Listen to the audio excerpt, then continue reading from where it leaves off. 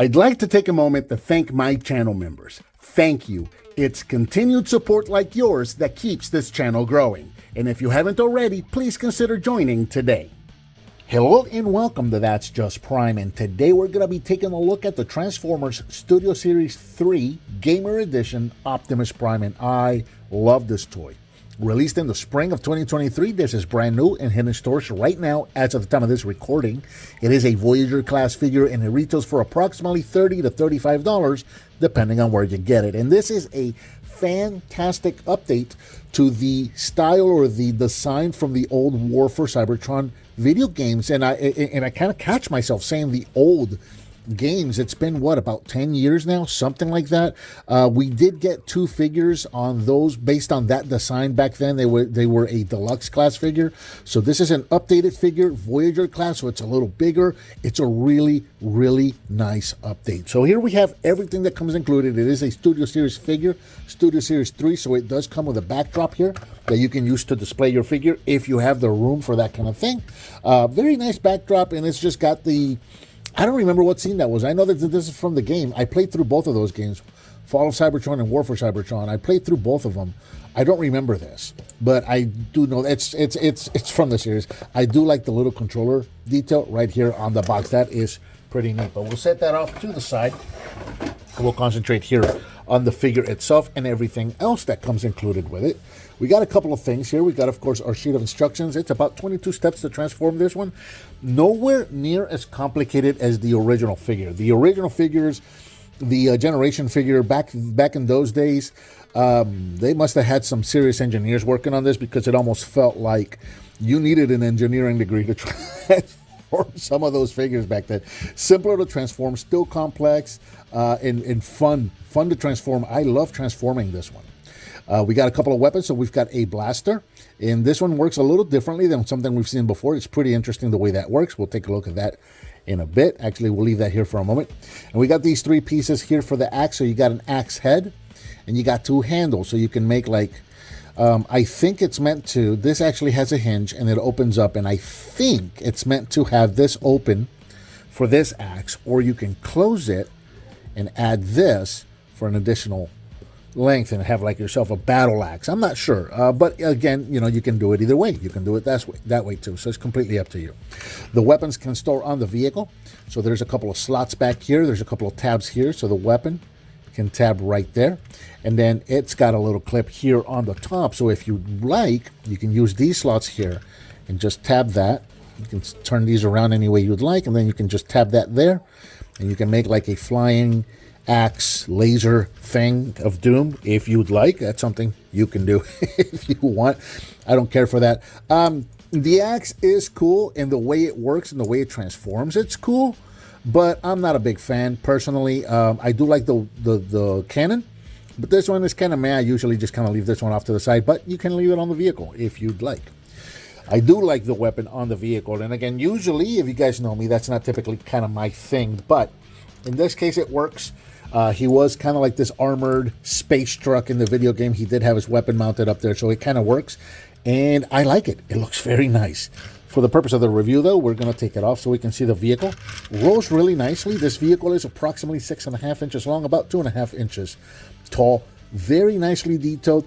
I love how futuristic and space truck looking the front of the vehicle is, while at the same time it looks like one of those old antique cars that we had back in the day here on Earth. So it's kind of like a callback to an antique car, but at the same time looking futuristic and space trucky. And I dig that a lot. Red on the front, blue on the back, as we expect from Optimus. We got a lot of silver details. I love the painted details on this figure. So we got some painted silver details on the grill here in the front, silver bumper, silver wheels. I love that we got silver painted wheels with the red pinstripe, I guess I'm going to call that, pin circle going around the outside of the rim. Absolutely love that. These are clipped on wheels, but the clips are on the inside, so they look good. This is what we should be doing. If they're not going to go back to pin wheels and we're doing clip wheels, do them like this. This looks fantastic. And just kind of going all the way around. We got all of that molded detail there Looking really good. A bit of a point of contention for a lot of people has been the open on the back here, where you can see the fists. I get that. It doesn't bother me personally, but I get the reason for the complaint. It would have been nice to have one more panel here that hinged out to cover these up, maybe something, but it's as it is. That's what we got. And again, it rolls really nicely. For comparison, let's do this. Let's give him his weapon one more time. And for comparison, here he is with his previous incarnation. This is the one from the Evolution 2-pack. Therefore, it's got the black and blue wheels instead of the silver and red wheels. That's this one here. He's in robot mode, so we'll look at him in a moment. But so you can see what the two of them look like together. And again, the upsize is a really nice improvement overall. It's a very similar design, as you can see. They look pretty similar all the way around, just a bigger version, which is really nice. Transformation for this figure, again, complex, fun, but not super complicated. We'll just take the weapon, set that off to the side, and let's see, where do we want to start? Let's start here with these side panels here. We're going to pull these off. These are tabbed in here and here, so we're just going to pull these off to the side and just leave them here on the side like that. We're going to take this panel here, we're going to bring this up, and then we're going to come down here, and the arms are pegged into this whole blue piece here. So we're going to unpeg those, and that's going to allow us to, you can see the hips right here. We're going to take the whole legs and just kind of fold them forward, like in a sitting position like that. And that is going to allow us to work down here. So we're going to take the wheels here. We're going to, they ever so softly just kind of snap into place. We're going to unsnap them, rotate them inward until they soft snap into place inside of the leg there. So we'll do that on both sides. That's going to allow us to bring these down, and these are going to tab into place as well. There, bring that down. So bring this all the way up, snap into place, bring that down. We're going to take the feet right here, and we're going to hinge these out. This is the bottom of the feet as we're looking at them here. So we're just going to bring these out on that hinge, like that. And then these panels are going to come down. You can see slots here and tabs here. These are going to come down and cover up that hollow spot right there, if you will, I guess. And then just separate the legs. That's pretty much the legs all done. So we're going to take the arms right here. The arms are pegged together.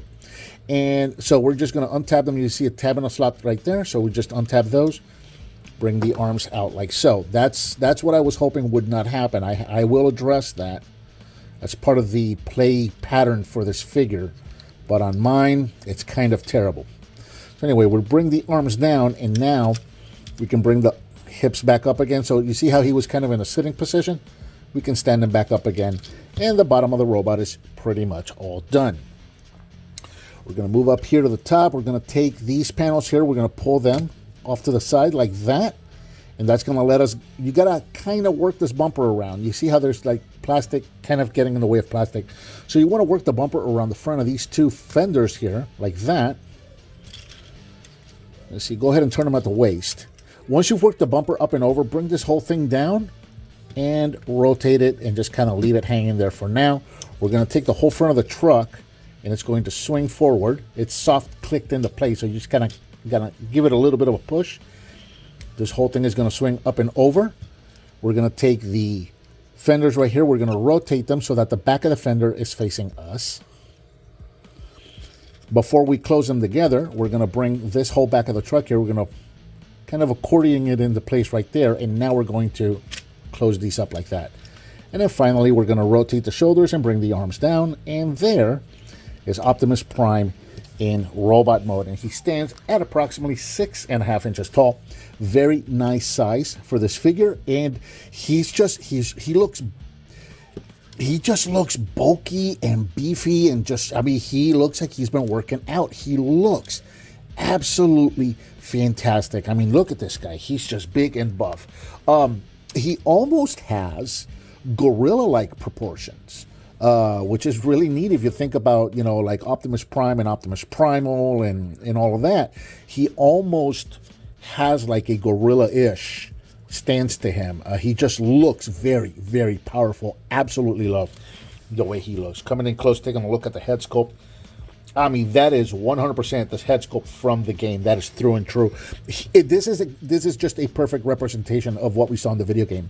It is absolutely an improvement over the original. The original figure that we got was great, but this is a fantastic improvement. Going all the way around one more time so you can see not a lot of hollow spots. Everything fills in quite nicely. You know, this does what we expect a Studio Series figure to do. It looks good. There's not a lot of hollow spots. It's fun to transform. It's well detailed. It's got nice paint details. You see all the reds, or you can see the tempograph, lighter red, almost orangey. Autobot symbols there on his shoulders. We got silver details on most of the figure. We got some gray unpainted plastic, but at least they went a little deeper with the gray, a little more silver-ish, rather than that really light unpainted gray, so it doesn't look like that cheap unpainted plastic. Got nice painted details here on the hips, silver on the shins. Overall, very, very nice looking figure. Now, he does have a couple of features here, so we can open up his chest, and we do have a removable matrix right in here, so that's really nice. Check that out. Can't hold it in his hand, his fist don't open, but it's there. It is hollow on the back end here, so it can peg right into that peg right there. And there you go. You got a removable matrix for this guy, which is fantastic. Articulation-wise, head is on a ball joint. He can move up and down. He can turn side to side. No, and yeah, actually, he's got inquisitive tilting. Shoulders can go forward and backwards all the way around, and they can go in and out. Rotation at the bicep, bend at the elbow, and rotation at the wrist. Rotation at the waist. Legs can go forward that far. Back, they don't go back too far. I guess that's because of... Yeah, it's just because of the build back there. But they do go in and out all the way. Rotation at the thigh. Now, you do have some hollow spots here on the inside of the thigh. You can see the mushroom peg right there. There's some 3D printed filler kits that you can get for that and for that if it bothers you that much. Usually, you don't see that because that's only when you got the arm all the way out. When it's down like this or it's pointing forward, you don't really see it that much. There is a little bit of hollowness here. Again, it's not terribly bad. Bend at the knee, 90. And then the feet can go forward and backwards, and you do have an ankle tilt like that. So let's talk weapons. So we got the weapon here. In this part, I don't care for all that much. It's okay. I can see where they were going with this. So there's no handle on the weapon. What we do have is a port, and that's the reason this arm fell off earlier. I don't know if this is just on my copy, but this arm is super loose. You can see there's a peg and a port, okay? So the arm peg's into place. On mine, you look at it the wrong way and it just falls off. So that's just something that I'm going to have to tighten up. On mine, it could just be my copy. But anyway, the idea is you take this off. And they tell you that you can use this little peg to peg it back here, which, honestly, I'm going to be honest, it's kind of dumb putting the arm back there because now he looks like he's pooping. So I just set it off to the side. But that's the idea, is that you leave the arm back there. And then you're going to take that peg and put it into that port right there. So now you've got the weapon coming out of his arm. So that's a thing that you can do. And there's like a render from the game where he's like in some kind of a position, something like this. And there you go. So you can do that. You can recreate that. It's pretty neat. I see where they were going for it. Me personally, it's kind of meh, because then it leaves me nothing to do with this. I want him holding his weapon on my shelf, on my display, but I don't want that right there. So there is a 3D printed piece that Larkin came up with that you can actually insert into the weapon. And that's this piece here. It just splits in half. And then you can just pop that in there, pop that in here. That gives the weapon a handle. And then I can have my Optimus holding his weapon and have his arm also. I think I put that on backwards. Let me flip that. There we go.